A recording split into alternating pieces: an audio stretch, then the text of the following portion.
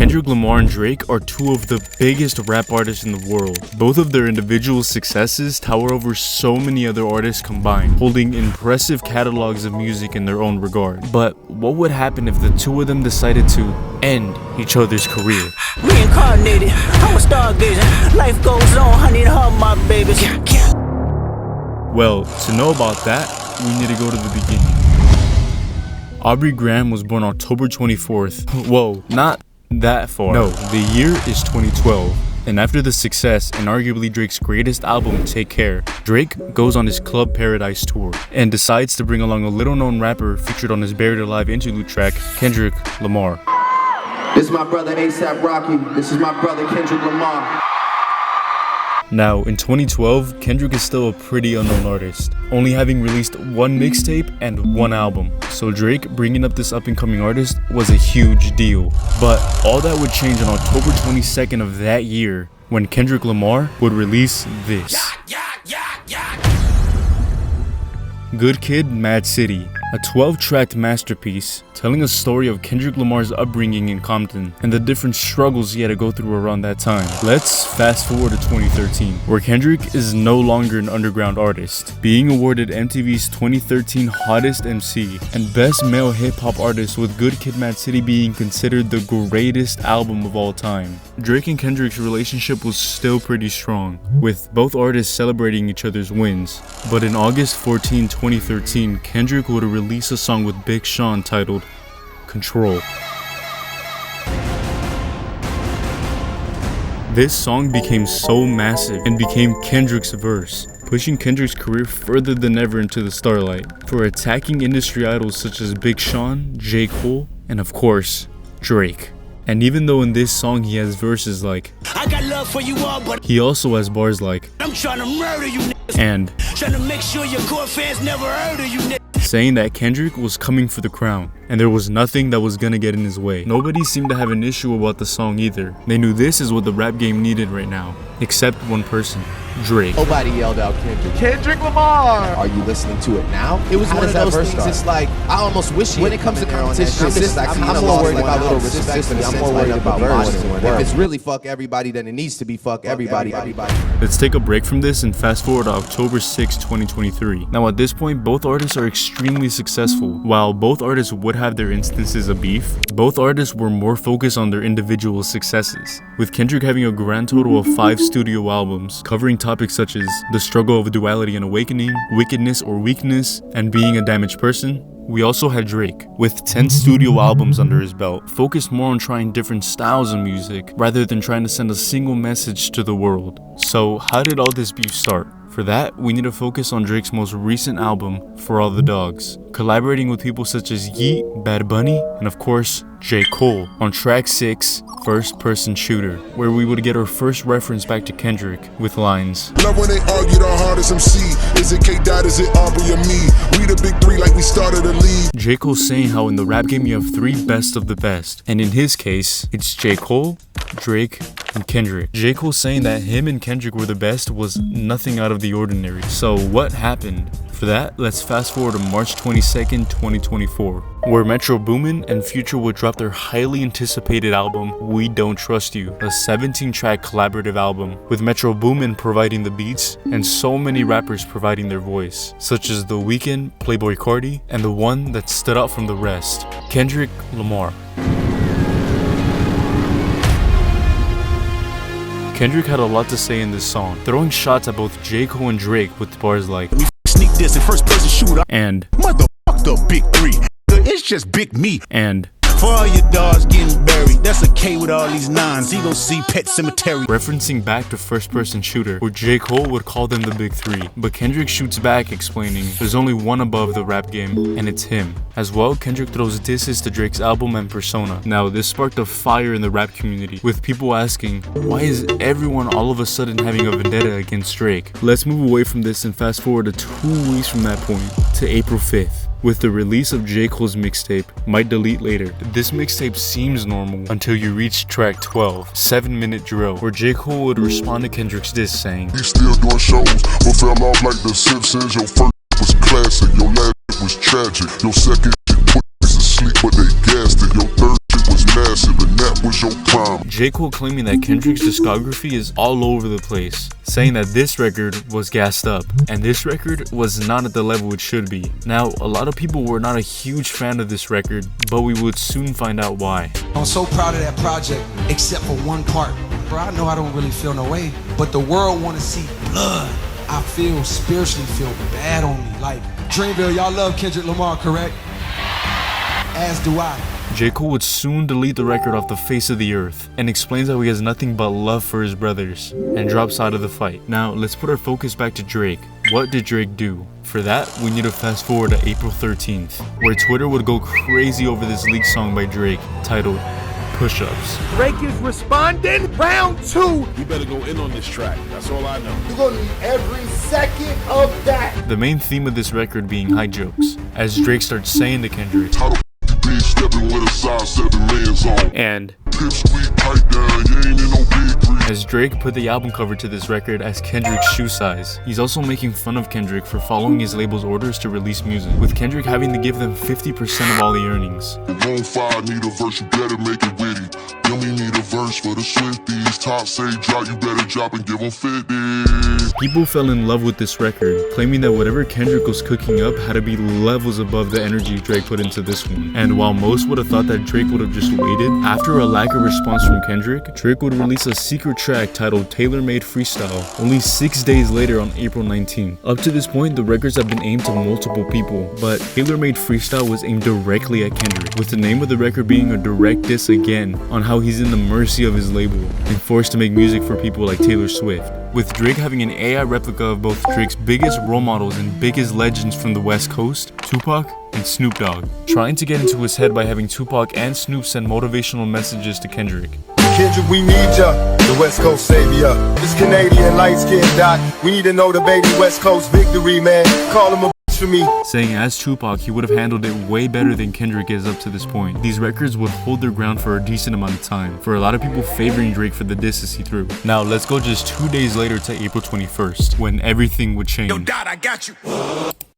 Whoops, this is irrelevant. No, let's move along to April 30th, when we would finally get Kendrick's response to everything, with a almost 7-minute diss track cut up into 3 parts titled Euphoria. Here, Kendrick plays the role of a therapist and dissects all of Drake's personas, with his radio-friendly pop songs and how he's a huge liar, with the beginning line, Woo, shit, my man, everything they say about me is true. You're not a rap artist, you're a scam artist with a hopes of being accepted. Explaining that Drake doesn't deserve to be in the rap culture, as he's more of an actor than anything. Since Kendrick makes music to inspire and to innovate, Drake makes music for hits, not being a good influence to his child and the people who look up to him by saying, I make music that electrify 'em, you make music that pacify 'em. Know you're a master manipulator and habitual liar too, but don't tell no lie about me, and I won't tell truths about you. And on how his raps are the only thing he's got for himself, and neglects all other aspects in his life. Oh shit, I got a son to raise, but I can see you don't know nothing about that. Waking them up, know nothing about that. Then tell them to pray, know nothing about that. We also hear on how Kendrick is bothered on how Drake loves to keep this look on how he came up from a tough upbringing, when Kendrick actually lived through that life, and on how he's infatuated with rapping hard, instead of singing his radio hits by saying, How many more black features till you finally feel that you're black enough? I like Drake with the melodies, I don't like Drake when he act tough. And then Kendrick flat out explains the reason why he doesn't like Drake.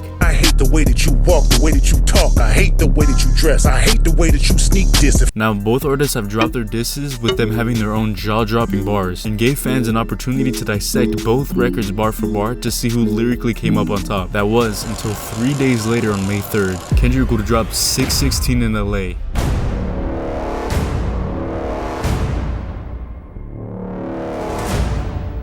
With this title having a lot of meaning, with it being a direct reference to Drake's series of music, Tupac's birthday, Father's Day in Canada, and an indirect Bible verse from the book of Proverbs that speaks on hate. The song begins by having Kendrick saying,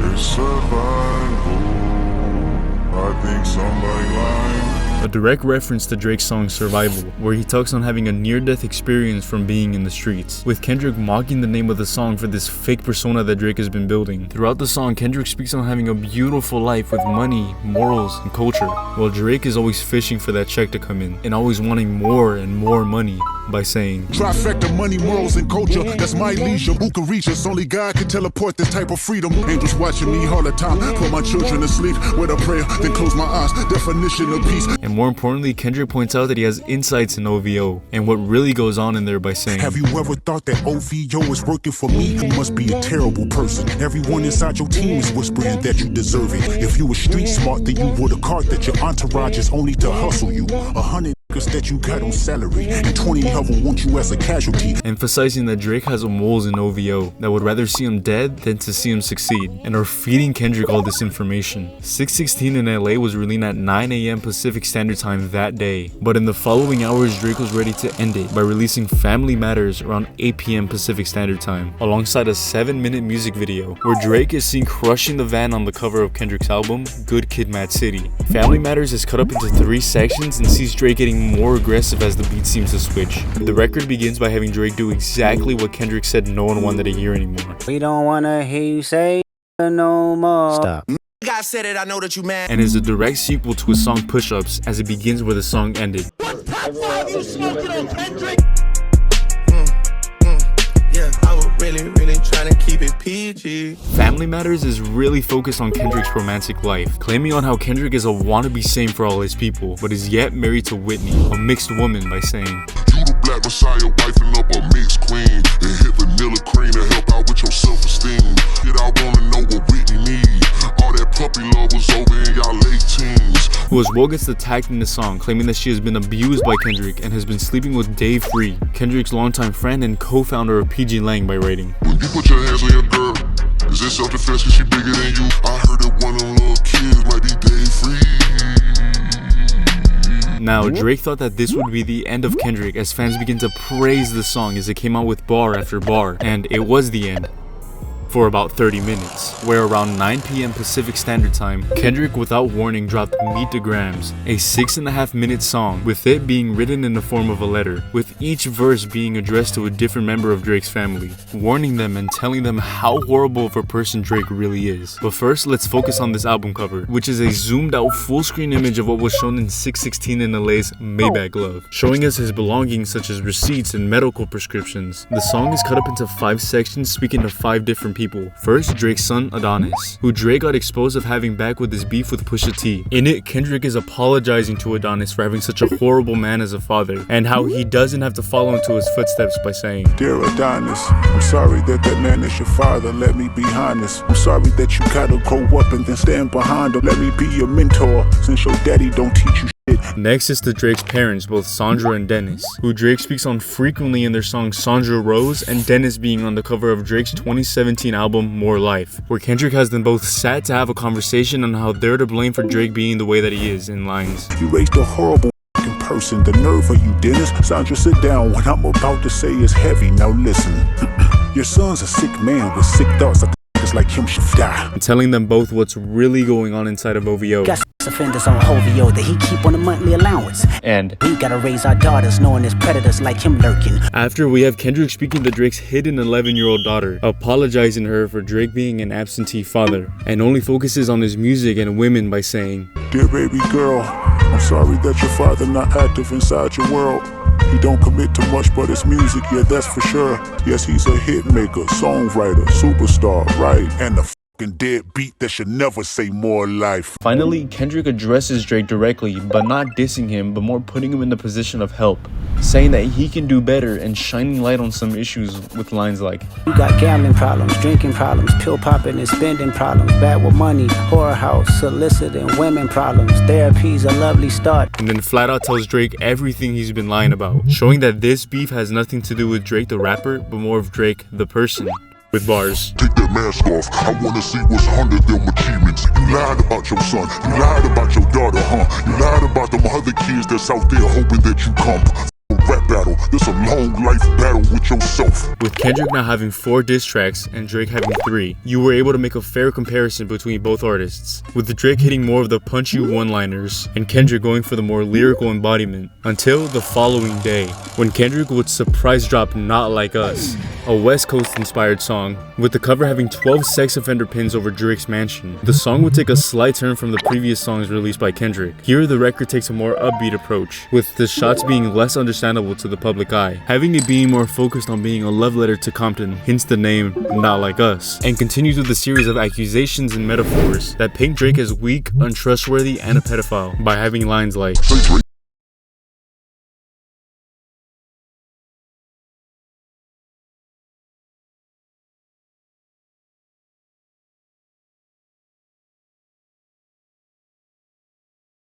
predator accusations on Not Like Us don't only stop at Drake, as Kendrick continues to accuse everyone inside of OV. Kendrick questions Drake's authenticity inside of his raps, name-dropping other artists, saying that Drake got his name through them when he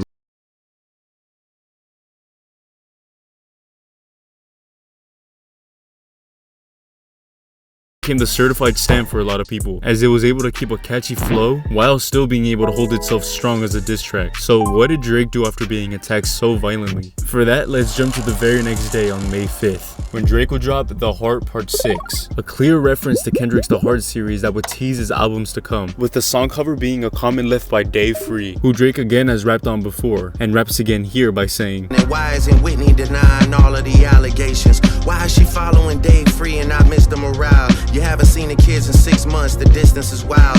Dave leaving heart emojis underneath pics of the child. Drake telling Kendrick that the information that was given to him was something that Drake and his team came up with to purposely feed to him by rapping.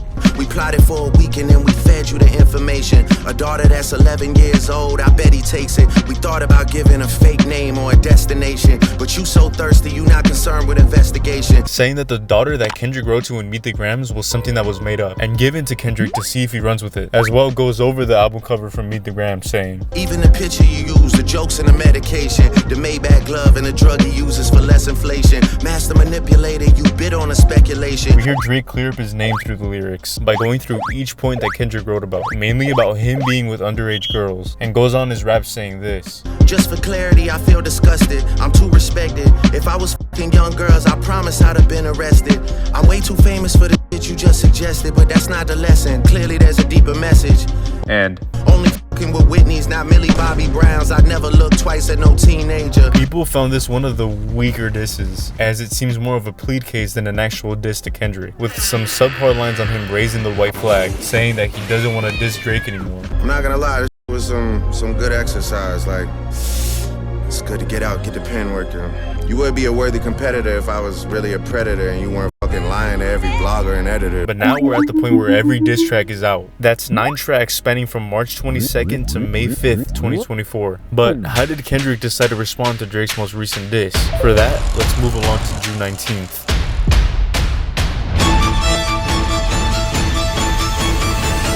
It's been quiet in the Drake/Kendrick front since The Heart Part 6, but Kendrick would not drop another track on June 19th, but a pop-out event called Ken and Friends in LA, not only to perform, but to bring together the culture of LA all together in one place, showing how strong LA culture is, not only for hip-hop, but as a city. Here, Kendrick cements his place as the king of the West Coast, and brings together some of the biggest West Coast rappers into one place, with people like Mustard, Dr. Dre, Steve Lacy, Tyler the Creator, as well members of the Black Hippie. Healing and unity were the main objectives here at the pop-out, overshadowing any disses, but Drake's role as a common adversary helped achieve that unity, singing each song from his side of the disses to singing Not Like Us 5 times during the pop-out. This left everyone feeling like the diss had been settled with Drake, no longer saying anything, and that's how it would stay, until the 4th of July, when Kendrick would release a music video to one of the biggest hits from the disses, Not Like Us, which begins by showing us a snippet of an unreleased track, speaking on how Drake appeared to have killed Kendrick, but here he is, reincarnated. Get in.